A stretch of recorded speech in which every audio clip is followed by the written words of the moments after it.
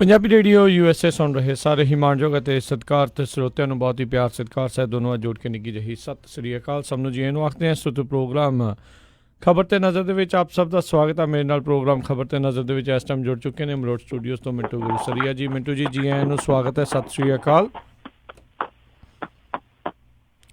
ਮਿੰਟੂ ਜੀ, ਜੀ ਆਇਆਂ ਨੂੰ ਸਵਾਗਤ ਹੈ ਜੀ, ਸਤਿ ਸ੍ਰੀ ਅਕਾਲ ਜੀ। ਸ਼ੁਕਰੀਆ ਜੀ, ਸਾਰਿਆਂ ਨੂੰ ਸਤਿ ਸ੍ਰੀ ਅਕਾਲ ਜੀ। ਸਾਡੇ ਅੱਜ ਦੇ ਪ੍ਰੋਗਰਾਮ ਖਬਰ ਤੇ ਨਜ਼ਰ ਨੂੰ ਸਪਾਂਸਰ ਕਰਦੇ ਨੇ ਖਾਲਸਾ ਇੰਸ਼ੋਰੈਂਸ ਏਜੰਸੀ ਵਾਲੇ, ਜਿਨ੍ਹਾਂ ਦੇ ਕੋਲੋਂ ਤੁਸੀਂ ਹਰ ਇੱਕ ਤਰੀਕੇ ਦੀ ਇੰਸ਼ੋਰੈਂਸ ਕਰਵਾ ਸਕਦੇ ਹੋ।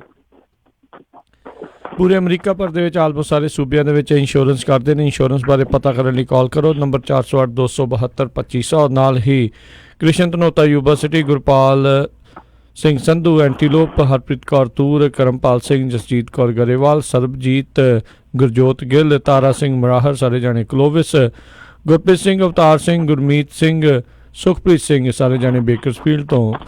ਜੀਐਨ ਟਾਇਰ ਐਂਡ ਲੂਬਲ, ਜਿਨ੍ਹਾਂ ਦੇ ਕੋਲੋਂ ਤੁਸੀਂ truck wash, oil change, air ਬ੍ਰੇਕਾਂ ਦਾ ਕੰਮ ਕਰਵਾ ਸਕਦੇ ਹੋ। ਨਵੇਂ ਪੁਰਾਣੇ ਟਾਇਰ ਵਾਜਿਬ ਕੀਮਤਾਂ 'ਤੇ ਖਰੀਦ ਸਕਦੇ ਹੋ। ਸੈਂਟਰ ਨੈਲਾ ਮੰਡੇਲਾ 'ਚ ਲੋਕੇਸ਼ਨ ਨੇ। ਕਾਲ ਨਿੰਮਾ ਸਹੋਤਾ 209-277-0113 ਅਤੇ West cost truck driving school ਵਾਲੇ, ਜਿਹੜੇ ਕਿ ਤੁਹਾਨੂੰ ਟਰੱਕ ਦਾ ਲਾਇਸੈਂਸ ਵਧੀਆ ਸਿਖਲਾਈ ਦੇ ਕੇ ਲੈਣ 'ਚ ਸਹਾਇਤਾ ਕਰਦੇ ਨੇ। ਕਾਲ ਅਜੀਤ ਅਟਵਾਲ 559-374-4541। ਇਹਨਾਂ ਸਾਰਿਆਂ ਦਾ ਬਹੁਤ ਬਹੁਤ ਧੰਨਵਾਦ। ਜੇਕਰ ਤੁਸੀਂ ਜਾਂ ਕੋਈ ਹੋਰ ਕਾਰੋਬਾਰ ਇਸ ਪ੍ਰੋਗਰਾਮ ਨੂੰ ਸਪਾਂਸਰ ਕਰਨਾ ਚਾਹੁੰਦੇ ਹੋ, ਸੰਪਰਕ ਕਰ ਸਕਦੇ ਹੋ ਨੰਬਰ 408-722-7698 ਦੇ ਉੱਤੇ। ਮਿੰਟੂ ਜੀ, ਗੱਲਬਾਤ ਦਾ ਸਿਲਸਿਲਾ ਕਰਦੇ ਹਾਂ ਸ਼ੁਰੂ। ਕਹਿੰਦੇ ਮੋਦੀ ਸਰਕਾਰ ਦੇ GDP ਦੇ ਆંકੜਿਆਂ ਤੇ ਉਹਦੇ ਸਾਬਕਾ ਆਰਥਿਕ ਮਾਹਰ ਨੇ ਚੁੱਕੇ ਸਵਾਲ। ਸਭ ਫੜੇ ਜਾਣਗੇ, ਉਹੀ ਗੱਲ ਹੋਈ ਹੈ। ਕਿਉਂਕਿ ਇਹਦਾ ਰੌਲਾ ਤੇ ਕਾਫੀ ਦੇਰ ਪਹਿਲਾਂ ਦਾ ਪੈਂਦਾ ਹੈਗਾ ਕਿ ਇਹਨਾਂ ਨੇ GDP ਨਾਪਣ ਵਾਲੇ ਜਿਹੜੇ ਪੈਮਾਨੇ ਆ, ਜਿਹੜੇ ਅੰਕੜੇ ਆ, ਉਹ ਬਦਲੇ ਆ। ਜਦੋਂ ਪੈਮਾਨੇ ਬਦਲ ਜਾਂਦੇ ਫਿਰ ਅੰਕੜੇ ਤਾਂ ਬਦਲ ਜਾਂਦੇ। ਜਦੋਂ ਅੰਕੜੇ ਬਦਲ ਜਾਂਦੇ ਫਿਰ ਚੀਜ਼ਾਂ ਦੇ ਮਾਨੇ ਵੀ ਬਦਲ ਜਾਂਦੇ ਆ। ਮੈਂ ਇੱਕ ਦਿਨ ਤੁਹਾਨੂੰ ਦੱਸਿਆ ਵੀ ਸੀਗਾ ਕਿ ਇਹ ਕਿਸ ਤਰ੍ਹਾਂ ਦਾ ਖੇਡੇ ਜਾਂਦੇ ਅੰਕੜਿਆਂ ਵਾਲੇ। ਇੱਕ ਕੌਮਾਂਤਰੀ ਪੱਧਰ ਤੇ ਜਿੱਦਾਂ ਅੱਜ FDI ਦਾ ਜਾਂ ਨਿਵੇਸ਼ ਦਾ ਜ਼ਮਾਨਾ ਵਾ, ਹਰੇਕ ਦੇਸ਼ ਹੈ ਜਿਹੜਾ ਉਹ ਕਿਤੇ ਨਾ ਕਿਤੇ ਬਾਹਰੀ ਨਿਵੇਸ਼ ਨੂੰ ਪ੍ਰਭਾਵਿਤ ਕਰਨ ਦਾ ਯਤਨ ਕਰਦਾ ਆਪੋ ਆਪਣੇ ਤਰੀਕੇ ਦੇ ਨਾਲ। ਤਾਂ ਇੰਡੀਆ ਦੇ ਵਿੱਚ ਹੋਰ ਤਰੀਕੇ, ਕਿਉਂਕਿ ਥੋੜਾ ਜਿਹਾ ਤਕਲੀਫਦਾਇਕ ਹੋ ਸਕਦੇ ਆ, ਤਾਂ ਸੌਖਾ ਰਸਤਾ ਕਿ ਅੰਕੜੇ ਬਦਲਦੇ ਹੋ। ਲੱਗੇ ਨਾ ਫਟਕੜੀ ਰੰਗ ਚੋਖੇ ਦਾ ਚੋਖਾ। ਹੁਣ ਇਹ ਜਿਹੜਾ ਅੰਕੜਿਆਂ ਦਾ ਅੰਤੜੀਆਂ ਵਾਲਾ ਰੋਗ ਆ, ਇਹ ਹੁਣ ਬਾਹਰ ਆ ਗਿਆ ਕਿਉਂਕਿ ਇੱਕ ਡਾਕਟਰ ਨੇ ਖੁਲਾਸਾ ਕਰ ਦਿੱਤਾ।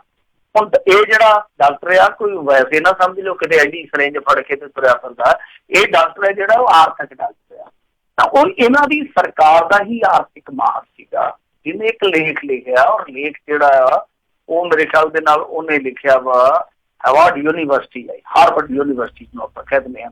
ਤਾਂ ਉਹਦੇ ਵਿੱਚ ਜਿਹੜਾ ਲੇਖ ਲਿਖਿਆ ਰਵਿੰਦਰ ਸੁਬਰਾਮਨੀਅਮ ਨੇ, ਉਹਨੇ ਖੁਲਾਸਾ ਕੀਤਾ ਕਿ ਅਸਲ ਦੇ ਵਿੱਚ 2011-12 ਤੋਂ ਲੈ ਕੇ 16-17 ਤੱਕ, ਯਾਨੀ 50 ਸਾਲਾਂ ਦੇ ਵਕਫੇ ਦਾ ਜਿਹੜਾ ਘਰੇਲੂ ਉਤਪਾਦਨ ਦੱਸਿਆ ਗਿਆ, ਉਹਦੀ ਗਰੋਥ ਦੱਸੀ ਗਈ 7% ਦੀ ਦਰ ਨਾਲ ਜਿਹੜਾ ਵਾਧਾ ਦਰਸਾਇਆ ਗਿਆ, ਉਹ ਬਿਲਕੁਲ ਗਲਤ ਸੀ। ਤਾਂ ਉਹਦਾ ਸਿੱਧੇ ਤੌਰ ਤੇ ਕਹਿਣਾ ਆ ਕਿ ਇਹ ਵਾਧਾ ਦਰ ਸਿਰਫ 4.5% ਸੀਗੀ। ਤਾਂ ਹੁਣ ਕਿੱਥੇ 7, ਕਿੱਥੇ 4.5%। ਤਾਂ ਇਹਦਾ ਮਤਲਬ ਇਹ ਆ ਕਿ ਦੋਵੇਂ ਹੀ ਸਰਕਾਰਾਂ, ਚਾਹੇ ਉਹ UPA ਦੀ ਸਰਕਾਰ ਹੋਵੇ ਚਾਹੇ NDA ਦੀ ਸਰਕਾਰ ਹੋਵੇ, ਦੋਵਾਂ ਦੇ ਸਮਿਆਂ ਦੇ ਜਿਹੜੇ ਅੰਕੜੇ ਸੀ ਉਹ ਫਿਰ ਇਹਦੇ ਨਾਲ ਬਦਲ ਗਏ। ਤਾਂ ਇਹ ਇੱਕ ਦਿਲਚਸਪ ਤੱਥ ਆ। ਹੁਣ ਉਹਨੂੰ ਸਵਾਲ ਇਹ ਵੈਸੇ ਕੀਤਾ ਜਾਣਾ ਚਾਹੀਦਾ ਕਿਉਂਕਿ ਉਹ ਖੁਦ ਉਸ ਸਮੇਂ ਇਸ ਸਰਕਾਰ ਦਾ ਆਰਥਿਕ ਮਾਹਰ ਸੀਗਾ, ਜਾਨੀ ਮੁੱਖ ਸਲਾਹਕਾਰ ਸੀਗਾ ਮੇਰੇ ਖਿਆਲ ਦੇ ਨਾਲ। ਤਾਂ ਉਸ ਵੇਲੇ ਕਿਉਂ ਚੁੱਪ ਰਿਹਾ, ਇਹ ਸਵਾਲ ਉਹਨੂੰ ਕੀਤਾ ਜਾਣਾ ਵਾਜਬ ਆ। ਤਾਂ ਉਹ ਇਹਦਾ ਜਵਾਬ ਵੀ ਦਿੰਦਾ, ਉੱਤਰ ਵੀ ਦਿੰਦਾ ਇਸੇ ਲੇਖ ਦੇ ਵਿੱਚ ਹੀ। ਤਾਂ ਉਹ ਕਹਿੰਦਾ ਕਿ ਜਿੰਨੇ ਕੁ ਸਾਡੇ ਕੋਲ ਅਧਿਕਾਰ ਖੇਤਰ ਸੀਗੇ ਉਸ ਜ਼ਬਤ ਦੇ ਵਿੱਚ ਰਹਿੰਦੇ ਆ, ਅਸੀਂ ਇਹਨਾਂ ਅੰਕੜਿਆਂ ਬਾਰੇ ਸਵਾਲ ਵੀ ਚੁੱਕੇ। ਤੇ ਨਾਲ ਉਹਨੇ ਕਿਹਾ ਕਿ ਬਜਟ ਤੋਂ ਪਹਿਲਾਂ ਪੇਸ਼ ਹੋਣ ਵਾਲਾ ਆਰਥਿਕ ਸਰਵੇ, ਜੋ ਮੁੱਖ ਆਰਥਿਕ ਸਲਾਹਕਾਰ ਦੀ ਨਿਗਰਾਨੀ ਹੇਠ ਤਿਆਰ ਹੁੰਦਾ, ਵਿੱਚ ਵੀ ਕਈ ਐਤਰਾਜ਼ ਜਿਹੜੇ ਆ ਉਹ ਅਸੀਂ ਦਰਜ ਕੀਤੇ ਸੀਗੇ। ਇੱਥੋਂ ਤੱਕ ਕਿ ਉਹਨਾਂ ਨੇ ਲੇਖ ਦੇ ਵਿੱਚ ਲਿਖਿਆ ਕਿ ਕਾਲੇ ਧਨ ਨਾਲ ਜੁੜੇ ਮਾਮਲੇ ਤੇ ਵੀ ਅਸੀਂ ਐਤਰਾਜ਼ ਦਰਜ ਕਰਵਾਇਆ ਸੀਗਾ ਕਿ ਕਾਲੇ ਧਨ ਬਾਰੇ ਜੋ ਅਰਥਚਾਰਾ ਜਿਹਦੀ ਗੱਲ ਕੀਤੀ ਜਾਂਦੀ ਸੀ ਮੋਦੀ ਸਾਹਿਬ ਵੱਲੋਂ ਵਾਰ-ਵਾਰ, ਇਸ ਅਰਥਚਾਰੇ ਨੂੰ ਖਤਮ ਕਰਨ ਦੇ ਇਸ ਤੋਂ ਵੀ ਵਧੀਆ ਹੋਰ ਤਰੀਕੇ ਹੈਗੇ ਨੇ, ਤਾਂ ਤੁਸੀਂ ਉਹ ਅਪਣਾ ਲਓ। ਸੋ ਇਹ ਲੇਖ ਜਿਹੜਾ ਉਹ ਇਹਨਾਂ ਦੇ ਲੇਖ ਖਰਾਬ ਕਰ ਸਕਦਾ ਕਿਉਂਕਿ ਇਹ ਘਿਰੇ ਹੋਏ ਇਹਨਾਂ ਚੀਜ਼ਾਂ 'ਚ। ਖਾਸ ਤੌਰ ਤੇ ਆਰਥਿਕ ਮੁਹਾਰ ਤੇ ਨਰਿੰਦਰ ਮੋਦੀ ਦੀ ਸਰਕਾਰ ਜੇ ਆਪਾਂ ਨੋਟਬੰਦੀ ਦੇਖ ਲਈਏ ਤਾਂ ਉਸ ਤੋਂ ਬਾਅਦ ਕਦੇ ਵੀ ਨਿਕਲੀ ਨਹੀਂ ਹੈ। ਇਹਨਾਂ ਦਾ ਗੱਡਾ ਜਿਹੜਾ ਉਹ ਚੱਕਰ 'ਚ ਫਸਿਆ ਰਹਿੰਦਾ ਆਰਥਿਕ ਮਾਹੌਲ ਦੇ ਖਾਸ ਤੌਰ ਤੇ। ਤਾਂ ਇਹ ਇੱਕ ਹੋਰ ਇਹਨਾਂ ਵਾਸਤੇ ਝਟਕਾ। ਹਾਲਾਂਕਿ ਦੇਖੋ ਕੁਛ ਇਹਨਾਂ ਦੇ ਜਿਹੜੇ ਆਪਣੇ ਆਰਥਿਕ ਮਾਹਰ ਹੈ, ਆਪਣੇ ਮੀਡੀਆ ਵਾਲੇ ਵੀ ਅੱਜ ਕੱਲ੍ਹ ਆਪਣੇ ਹੁੰਦੇ, ਆਰਥਿਕ ਮਾਹਰ ਵੀ ਆਪਣੇ ਹੁੰਦੇ ਆ, ਤੇ ਜਿਹੜੇ ਇਹਨਾਂ ਦੇ ਆਪਣੇ ਆਰਥਿਕ ਮਾਹਰ ਆ ਉਹ ਆਪੋ ਆਪਣੇ ਤਰੀਕੇ ਦੇ ਨਾਲ ਇਸ ਲੇਖ ਦਾ ਜਵਾਬ ਵੀ ਦਿੰਦਾ ਆ। ਤਾਂ ਚਲੋ ਜੇ ਮੰਨ ਲਈਏ ਨਰਿੰਦਰ ਮੋਦੀ ਦੀ ਸਰਕਾਰ ਦੀ ਗੱਲ ਮੰਨ ਲਈਏ ਕਿ ਹਾਂ ਭਾਈ ਸਭ ਕੁਛ ਠੀਕ ਠਾਕ ਆ, ਜਾਂ ਜਿਹੜੇ ਹੁਣ ਇਸ ਚੀਜ਼ ਨੂੰ ਕਾਊਂਟਰ ਕਰਦੇ ਪਏ ਆ, ਜੇ ਆਪਾਂ ਉਹਨਾਂ ਦਾ ਪੱਖ ਵੀ ਵਿਚਾਰ ਲਈਏ ਤਾਂ ਫਿਰ ਇੱਕ ਸਵਾਲ ਤੇ ਉੱਠੂਗਾ ਨਾ, ਜੇ ਸਭ ਕੁਝ ਠੀਕ ਆ, ਆਰਥਿਕ ਵਾਧਾ ਦਰ ਹੈ ਜਿਹੜੀ ਉਹ 7% ਤੇ ਆ, ਤਾਂ ਫਿਰ ਇੱਕ ਚੀਜ਼ ਦਾ ਜਵਾਬ ਦਿੱਤਾ ਜਾਣਾ ਚਾਹੀਦਾ ਕਿ ਖੇਤੀ ਸੰਕਟ ਕਿਉਂ ਡੂੰਘਾ ਹੋ ਰਿਹਾ, ਖੇਤੀ ਸੈਕਟਰ ਕਿਉਂ ਨਿਢਾਲ ਹੋ ਰਿਹਾ, ਜੋ ਸਾਡਾ ਇੱਕ ਨਿਰਮਾਣ ਸੈਕਟਰ ਆ ਉਹ ਕਿਉਂ ਡਿੱਗਦਾ ਪਿਆ, ਇੱਥੋਂ ਤੱਕ ਕਿ ਕਾਰਾਂ ਤੇ ਦੁਪਹੀਆ ਵਾਹਨਾਂ ਦੀ ਜਿਹੜੀ ਵਿਕਰੀ ਆ ਉਹ ਲਗਾਤਾਰ ਥੱਲੇ ਆਉਂਦੀ ਪਈ ਆ। 45 ਸਾਲਾਂ ਵਿੱਚ ਸਭ ਤੋਂ ਵੱਧ ਜਿਹੜੀ ਬੇਰੁਜ਼ਗਾਰੀ ਆ ਉਹ ਪੈਣ ਰਹੀ ਆ ਇਸ ਟਾਈਮ, ਸਭ ਤੋਂ ਵੱਧ ਬੇਰੁਜ਼ਗਾਰੀ ਸਾਨੂੰ ਦਰ ਪੈਣ ਰਹੀ ਆ। ਤਾਂ ਕਹਿਣ ਦਾ ਭਾਵ ਹੈ ਕਿ ਜੇ ਸਭ ਕੁਝ ਸਹੀ ਆ, ਐਵਰੀਥਿੰਗ ਇਜ਼ ਓਕੇ, ਤੇ ਫਿਰ ਆਹ ਮਾਮਲਾ ਜਿਹੜਾ ਉਹ ਵੀ ਦੱਸਦੇ ਨੇ ਕਿ ਇਹ ਕਿਹੜੇ ਕਰਕੇ ਖਰਾਬ ਹੋਇਆ ਪਿਆ। ਜੀ ਜੀ। ਤੇ ਮਿੰਟੂ ਜੀ, ਅਗਲੀ ਜਿਹੜੀ ਆਪਾਂ ਗੱਲ ਕਰਦੇ, ਕਹਿੰਦੇ ਭਾਰਤੀ ਫੌਜ ਦੇ ਲਾਪਤਾ ਹੋਏ ਜਹਾਜ਼ ਦੇ ਵਿੱਚੋਂ ਕੋਈ ਨਹੀਂ ਬਚਿਆ। ਇੰਡੀਅਨ 에ਅਰ ਫੋਰਸ ਨੇ ਜਾਰੀ ਕੀਤੀ ਹੈ ਸੂਚੀ। ਹੁਣ ਦੇਖੋ ਇਹ ਸੈਡ ਖਬਰ ਆ, ਵੈਸੇ ਤੇ ਉਦੋਂ ਨਹੀਂ ਪਤਾ ਲੱਗਿਆ ਸੀਗਾ ਤਕਰੀਬਨ ਕਿ ਜਹਾਜ਼ ਦੇ ਵਿੱਚ ਜਿੰਨੇ ਵੀ ਸਵਾਰ ਸੀਗੇ ਉਹਨਾਂ ਦੇ ਵਿੱਚੋਂ ਕਿਸੇ ਦਾ ਜਿਉਂਦਾ ਹੋਣਾ ਬਹੁਤ ਮੁਸ਼ਕਲ ਆ। ਤਾਂ ਹੁਣ ਪੁਸ਼ਟੀ ਹੋ ਗਈ ਆ, ਅੱਜ ਇੰਡੀਅਨ 에ਅਰ ਫੋਰਸ ਨੇ ਸਾਰਿਆਂ ਦੀ ਸੂਚੀ ਵੀ ਜਾਰੀ ਕਰ ਦਿੱਤੀ ਆ। ਇੱਕ ਸ਼ੋਕ ਸੁਨੇਹਾ ਜਿਹੜਾ ਉਹ ਵੀ ਘਰਦਿਆਂ ਦੇ ਨਾਮ ਤੇ ਜਾਰੀ ਕਰ ਦਿੱਤਾ ਗਿਆ ਕਿ ਅਸੀਂ ਦੁੱਖ ਦਾ ਪ੍ਰਗਟਾਵਾ ਕਰਦੇ ਹਾਂ। ਚਲੋ ਇਹ ਸਭ ਜਜ਼ਬਾਤੀ ਰਸਮਾਂ ਹੁੰਦੀਆਂ ਨੇ ਜਿਹੜੀਆਂ ਪੂਰੀਆਂ ਕੀਤੀਆਂ ਜਾਂਦੀਆਂ, ਸਮਾਜ ਦੇ ਵਿੱਚ ਵੀ ਕੀਤੀਆਂ ਜਾਂਦੀਆਂ, ਫੋਰਸਾਂ ਦੇ ਵਿੱਚ ਵੀ ਕੀਤੀਆਂ ਜਾਂਦੀਆਂ। ਤਾਂ ਇਸ ਗੱਲ ਦੀ ਹੁਣ ਪੁਸ਼ਟੀ ਹੋ ਗਈ ਆ ਕਿ AN-32 ਜਿਹੜਾ ਗਾਇਬ ਹੋਇਆ ਸੀਗਾ, ਸੋ ਉਹ ਹਾਦਸੇ ਦਾ ਸ਼ਿਕਾਰ ਹੋਇਆ। ਉਹਦਾ ਮਲਬਾ ਵੀ ਮਿਲ ਗਿਆ, ਕਾਫੀ ਸੰਘਣਾ ਜੰਗਲ ਸੀਗਾ, ਮੌਸਮ ਵੀ ਖਰਾਬ ਸੀਗਾ ਅਰੁਣਾਚਲ ਪ੍ਰਦੇਸ਼ ਦੇ ਵਿੱਚ ਜਿੱਥੋਂ ਇਹ ਮਲਬਾ ਲੱਭਿਆ। ਤਾਂ ਕਾਫੀ ਦਿੱਕਤ ਪਰੇਸ਼ਾਨੀ ਇਹਨਾਂ ਨੂੰ ਝੱਲਣੀ ਪਈ ਉੱਥੋਂ ਤੱਕ ਪਹੁੰਚਣ ਵਾਸਤੇ। ਸੋ ਅਸਮ ਦੇ ਜੋਰਹੱਟ ਤੋਂ ਇਹ ਉਡਾਨ ਭਰ ਕੇ ਜਹਾਜ਼ ਜਾ ਰਿਹਾ ਸੀਗਾ ਅਰੁਣਾਚਲ ਪ੍ਰਦੇਸ਼ ਦੇ ਨਚੋਕਾ ਨੂੰ। ਰਸਤੇ ਦੇ ਵਿੱਚ ਇਹ ਹਾਦਸਾ ਗ੍ਰਸਤ ਹੋ ਗਿਆ। ਪਰ ਦੇਖੋ ਇਹ ਹਾਦਸਾ ਹੀ ਦੱਸਿਆ ਜਾ ਰਿਹਾ, ਹਾਲਾਂਕਿ ਬਲੈਕ ਬਾਕਸ ਮਿਲੂਗਾ, ਉਸ ਤੋਂ ਬਾਅਦ ਸਾਰੀਆਂ ਚੀਜ਼ਾਂ ਸਾਫ਼ ਹੋਣਗੀਆਂ। ਪਰ ਇੱਕ ਚੀਜ਼ ਜਿਹੜੀ ਆ ਉਹ ਕਾਬਲੇ ਗੌਰ ਆ ਕਿ ਜਿੱਥੇ ਇਹ ਜਹਾਜ਼ ਡਿੱਗਿਆ ਉੱਥੋਂ ਚੀਨ ਦਾ ਬਾਰਡਰ ਜਿਹੜਾ ਉਹ ਨਾਲ ਹੀ ਆ, ਤੇ ਇਹ ਚੀਨ ਜਿਹੜਾ ਤੁਹਾਨੂੰ ਪਤਾ ਹੀ ਹੈ ਕਿ ਡਰੈਗਨ ਕਿਸ ਤਰ੍ਹਾਂ ਦਾ। ਤਾਂ ਕੁਛ ਲੋਕ ਜਾਂ ਕੁਛ ਮਾਹਰ ਜਿਹੜੇ ਆ ਉਧਰ ਵੀ ਸ਼ੱਕ ਜਤਾਉਂਦੇ ਆ ਕਿ ਤੁਹਾਡਾ ਭਾਈ ਕੋਈ ਪਤਾ ਨਹੀਂ ਹੈ, ਤੁਸੀਂ ਆਪਣਾ ਜਹਾਜ਼ ਆਪ ਵੀ ਡਿੱਗ ਲੈਂਗੇ ਤੇ ਨਾ ਪਾਕਿਸਤਾਨ ਦਾ ਲਾ ਦੇਂਗੇ, ਮੁੜ ਕੇ ਤੁਹਾਨੂੰ ਚੇਤਾ ਆਉਂਦਾ ਕਿ ਜਹਾਜ਼ ਆਪਣੀ ਗਲਤੀ ਨਾਲ ਡਿੱਗ ਪਿਆ। ਸਾਡੇ ਆਪਣੇ ਜਹਾਜ਼ ਹੈ ਵੀ ਬਹੁਤ ਖਸਤਾ, ਉਹ ਤਾਂ ਵੀ ਡਿੱਗ ਪੈਂਦੇ ਆ। ਪਰ ਜਿਹੜਾ ਤੁਹਾਡੇ ਗੁਆਂਢ ਦੇ ਵਿੱਚ ਬੈਠਾ ਜਿਹਨੂੰ ਤੁਸੀਂ ਆਪਣਾ ਨਹੀਂ ਮੰਨਦੇ ਹੋ ਉਹਦੇ ਤੇ ਵੀ ਯਕੀਨ ਨਾ ਕਰੋ। ਸੋ ਸਾਰੀਆਂ ਚੀਜ਼ਾਂ ਜਿਹੜੀਆਂ ਉਹ ਹਾਲੇ ਖੁੱਲੀਆਂ ਨੇ, ਜਾਂਚ ਪੜਤਾਲ ਦਾ ਵਿਸ਼ਾ। ਪਰ ਜੋ ਹੋਇਆ ਉਹਦੇ ਲਈ ਮੇਰੇ ਖਿਆਲ ਦੇ ਨਾਲ ਕੋਈ ਸ਼ਬਦ ਨਹੀਂ ਹੈ, ਕੋਈ ਅਲਫਾਜ਼ ਨਹੀਂ ਜਿਹਦੇ ਤਹਿਤ ਆਪਾਂ ਜਿਹੜਾ ਘਾਟਾ ਪਿਆ ਉਹਨਾਂ ਦੇ ਘਰਦਿਆਂ ਨੂੰ ਉਹਨਾਂ ਦੇ ਨਾਲ ਕੋਈ ਆਪਾਂ ਅਲਫਾਜ਼ ਸਾਂਝੇ ਕਰ ਸਕੀਏ। ਮੇਰੇ ਖਿਆਲ ਦੇ ਨਾਲ ਸਿਰਫ ਤੇ ਸਿਰਫ ਸ਼ਰਧਾਂਜਲੀ ਦਿੱਤੀ ਜਾ ਸਕਦੀ ਹੈ। ਪਰ ਸਰਕਾਰ ਦੇਖਦੇ ਆ ਇਸ ਮਾਮਲੇ 'ਚ ਕੀ ਅੱਗੇ ਪੜਤਾਲ ਕਰਦੀ ਹੈ, ਕਿਸ ਤਰ੍ਹਾਂ ਦਾ ਸਿੱਟਾ ਕੱਢਦੀ ਆ। ਜੀ ਜੀ। ਅਗਲੀ ਜਿਹੜੀ ਗੱਲ ਕਰਦੇ, ਕਹਿੰਦੇ ਸਿੱਖ ਰੈਫਰੈਂਸ ਲਾਇਬ੍ਰੇਰੀ ਦੇ ਖਜ਼ਾਨੇ ਨੂੰ ਲੈ ਕੇ ਕਮੇਟੀ ਨੇ ਬਣਾਈ ਆ ਹੁਣ ਹਾਈ ਪਾਵਰ ਕਮੇਟੀ।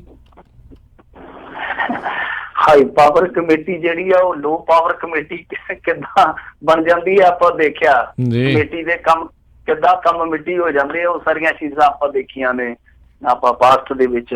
ਤਾਂ ਫਿਰ ਅੱਜ ਇਹਨਾਂ ਦੀ ਮੀਟਿੰਗ ਜਿਹੜੀ ਆ ਉਹ ਹੋਈ, ਦੱਸਦੇ ਆ ਕਿ ਕਾਫੀ ਹੰਗਾਮੇਦਾਰ ਆ, ਕਾਫੀ ਉੱਥੇ ਤਲਖੀ ਹੋਈ ਆ, ਕਾਫੀ ਬੋਲ ਬੁਲਾਰਾ ਹੋਇਆ।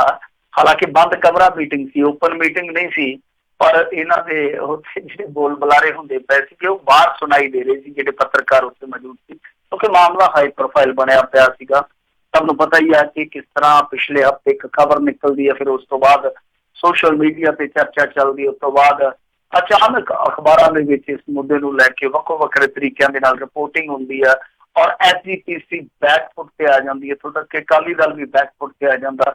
ਫਿਰ ਹੁਣ ਇਹਨਾਂ ਨੇ ਮੀਟਿੰਗ ਸੱਦ ਕੇ ਤੇ ਇਸ ਗੱਲ ਦਾ ਐਲਾਨ ਕੀਤਾ ਵਾ ਕਿ ਅਸੀਂ ਇਸ ਮਾਮਲੇ ਦੇ ਮੁਤਲਕ ਇੱਕ ਕਮੇਟੀ ਦਾ ਗਠਨ ਕਰਦੇ ਹਾਂ, ਜਿਹੜੀ ਉੱਚ ਤਾਕਤੀ ਕਮੇਟੀ ਹੋਊਗੀ ਤਾਂ ਇਹ ਜਾਂਚ ਪੜਤਾਲ ਕਰੂਗੀ। ਹੁਣ ਪਹਿਲੀ ਗੱਲ ਤੇ ਇਹ ਆ ਕਿ ਜੇ ਕੁਛ ਵੀ ਗਲਤ ਨਹੀਂ ਹੋਇਆ ਤੇ ਫਿਰ ਕਮੇਟੀ ਬਣਾਉਣ ਦੀ ਜ਼ਰੂਰਤ ਕੀ ਆ, ਫਿਰ ਸਭ ਕੁਝ ਠੀਕ ਆ। ਹਾਲਾਂਕਿ ਅੱਜ ਇਹਨਾਂ ਨੇ ਇਹਨਾਂ ਚੀਜ਼ਾਂ ਦਾ ਅਸਿੱਧੇ ਰੂਪ 'ਚ ਖੰਡਨ ਕੀਤਾ, ਸਿੱਧੇ ਰੂਪ 'ਚ ਖੰਡਨ ਵੀ ਨਹੀਂ ਕਰ ਸਕੇ, ਇਹ ਵੀ ਨਹੀਂ ਕਹਿ ਸਕੇ ਕਿ ਝੂਠੀਆਂ ਖਬਰਾਂ ਨੇ।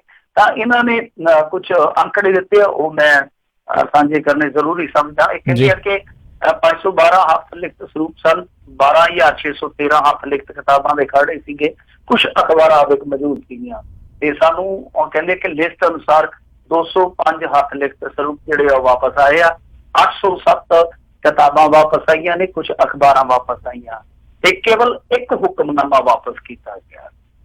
ਸੋ ਇਹ ਸਾਰੇ ਇਹਨਾਂ ਨੇ ਅੰਕੜੇ ਦਿੱਤੇ ਆ। ਕਹਿੰਦੇ ਕਿ ਇਸ ਵੇਲੇ ਸਾਡੇ ਕੋਲ 560 ਹੱਥ ਲਿਖਤ ਸਰੂਪ ਮੌਜੂਦ ਆ, 24,999 ਹੱਥ ਲਿਖਤ ਕਿਤਾਬਾਂ ਸਾਡੇ ਕੋਲ ਹਨ, ਫਿਰ ਇਸ ਤੋਂ ਇਲਾਵਾ 1,398 ਹੱਥ ਲਿਖਤ ਪੋਥੀਆਂ ਮੌਜੂਦ ਆ।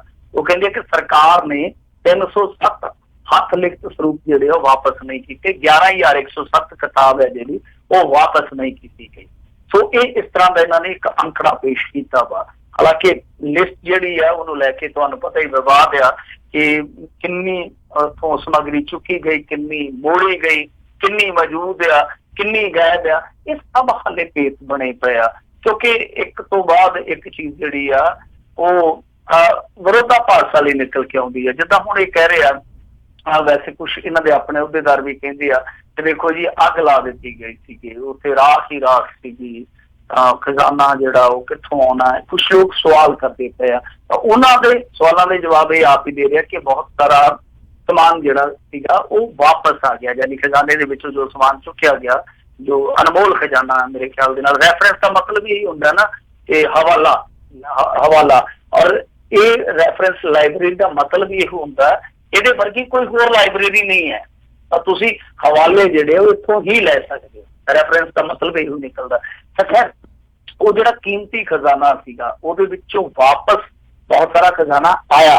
ਇਸ ਗੱਲ ਦੀ ਖੁੱਲ ਕੇ ਕਦੇ ਵੀ ਇਹਨਾਂ ਨੇ ਕਹਾਣੀ ਨਹੀਂ ਪਾਈ। ਆਪਾਂ ਹਮੇਸ਼ਾ ਇਹੋ ਹੀ ਸੁਣਿਆ ਕਿ ਸਾਡਾ ਖਜ਼ਾਨਾ ਵਾਪਸ ਦਿਓ, ਸਾਡਾ ਖਜ਼ਾਨਾ ਵਾਪਸ ਦਿਓ, ਪਰ ਜਿਹੜਾ ਵਾਪਸ ਆਇਆ ਉਹਦੇ ਤੇ ਇੱਕ ਵਿਵਾਦ ਇਹ ਆ ਕਿ ਦੋਸ਼ ਲੱਗਦਾ ਕਿ ਜਿੱਦਾਂ ਕੁਛ ਹੱਥ ਲਿਖਤ ਸਰੂਪ ਸੀਗੇ ਉਹ ਵੇਚੇ ਗਏ ਆ, ਕੁਛ ਹੋਰ ਕੀਮਤੀ ਖਰੜੇ ਜਿਹੜੇ ਆ ਪੇਂਟਿੰਗ ਸਮੇਤ ਉਹ ਵੇਚੇ ਗਏ ਆ। ਤਾਂ ਉਹਦੇ ਲਈ ਇਹਨਾਂ ਨੇ ਕਮੇਟੀ ਦਾ ਗਠਨ ਕੀਤਾ ਕਿ ਦੇਖਦੇ ਆ ਕੀ ਸੱਚਾਈ ਹੈ ਇਸ ਮਾਮਲੇ ਦੇ ਵਿੱਚ। ਪਰ ਜੋਗਿੰਦਰ ਸਿੰਘ ਵਧਾਂਤੀ ਨੇ ਇੱਕ ਕੱਲ ਇੰਟਰਵਿਊ ਦਿੱਤੀ ਸੀਗੀ, ਮੈਂ ਉਹ ਵੀ ਪੜ੍ਹਦਾ ਪਿਆ ਸੀ, ਉਹਦੇ ਵਿੱਚ ਉਹਨਾਂ ਨੇ ਇਹ ਗੱਲ ਕਹੀ ਕਿ ਮੈਂ 19 ਤਰੀਕ ਨੂੰ ਵਾਪਸ ਆਇਆ ਉੱਥੇ ਸਿੱਖ ਰੈਫਰੈਂਸ ਲਾਇਬ੍ਰੇਰੀ ਦੇ ਵਿੱਚ, ਤੇ ਕਹਿੰਦੇ ਕਿ ਉਸ ਸਮੇਂ ਇਹ ਅੱਗ ਲੱਗਣ ਵਾਲੀ ਜਿਹੜੀ ਘਟਨਾ ਬਾਰੇ ਉਹ ਗੱਲ ਕਹਿੰਦੇ ਆ, ਇਹ ਐਸਾ ਕੁਛ ਨਜ਼ਰ ਨਹੀਂ ਆਇਆ। ਮਤਲਬ ਕਿ ਜਿਹੜੀ ਅੱਗ ਤੁਰੰਤ ਜਿਹੜੀ ਕਹਿੰਦੇ ਆ ਕਿ ਉਦੋਂ ਨਹੀਂ ਲੱਗੀ, ਜੇ ਲੱਗੀ ਹੁੰਦੀ ਤੇ ਸਾਫ਼ ਤੌਰ ਤੇ ਦਿਸ ਜਾਣਾ ਸੀ, ਕੰਧਾਂ ਤੇ ਵਗੈਰਾ ਨਿਸ਼ਾਨ ਵਗੈਰਾ ਨਜ਼ਰ ਆ ਜਾਣੇ ਸੀਗੇ, ਉਹ ਹੈ ਨਹੀਂ ਸੀ। ਤਾਂ ਇਹ ਵੀ ਆਪਣੇ ਆਪ ਦੇ ਵਿੱਚ ਇੱਕ ਚੀਜ਼ ਵਿਵਾਦਤ ਹੋ ਰਹੀ ਹੈ। ਔਰ ਦੂਜੀ ਗੱਲ ਇਹ ਆ ਕਿ ਦੇਖੋ ਜੇ ਸਭ ਕੁਛ ਸਹੀ ਸੀਗਾ ਔਰ ਅੱਜ ਦੀ ਤਾਰੀਖ ਦੇ ਵਿੱਚ ਹੁਣ ਇਹ ਗੱਲ ਕਹਿਣ ਡਏ ਆ ਕਿ ਦੇਖੋ ਜੀ ਅਸੀਂ ਸਭ ਕੁਛ ਸਹੀ ਕੀਤਾ, ਮਤਲਬ ਕਿ ਜੋ ਵੀ ਸਮਾਨ ਆਇਆ ਉਹ ਸਹੀ ਤਰੀਕੇ ਨਾਲ ਵਸੂਲ ਪਾਇਆ, ਤਾਂ ਫਿਰ 2004 ਦੇ ਵਿੱਚ ਜਿਹੜਾ ਸੁਪਰੀਮ ਕੋਰਟ 'ਚ ਕੇਸ ਲੱਗਾ ਸੀਗਾ ਜੋ ਸਤਨਾਮ ਸਿੰਘ ਖੰਡਾ ਹੋਰਾਂ ਨੇ ਲਾਇਆ ਸੀਗਾ, ਤਾਂ ਉਹਦੇ ਵਿੱਚ ਜਾ ਕੇ ਇਹਨਾਂ ਨੇ, ਕਿਉਂਕਿ ਇਹ ਦੇਖੋ ਰਿਸਪੋਂਡੈਂਟ ਸੀਗੇ, ਤਾਂ ਇਹਨਾਂ ਨੇ ਜਾ ਕੇ ਉੱਥੇ ਜਵਾਬ ਦਾਖਲ ਕਿਉਂ ਨਹੀਂ ਕੀਤਾ? ਕਿਉਂਕਿ 4 ਧਿਰਾਂ ਸੀ ਉੱਥੇ, ਤਿੰਨਾਂ ਨੇ ਜਾ ਕੇ ਜਵਾਬ ਦਾਖਲ ਕੀਤੇ ਆ, ਕੱਲੀ ਐਸਜੀਪੀਸੀ ਦੇ 77 ਨੇ ਜਾ ਕੇ ਉੱਥੇ ਜਵਾਬ ਦਾਖਲ ਨਹੀਂ ਕੀਤਾ। ਇਹ ਸਭ ਤੋਂ ਵੱਡਾ ਸਵਾਲ ਆ ਇਹ ਸਭ ਕੁਛ ਕੀ ਹੋ ਰਿਹਾ ਸੀ, ਕੀ ਚੱਲਦਾ ਪਿਆ ਸੀਗਾ।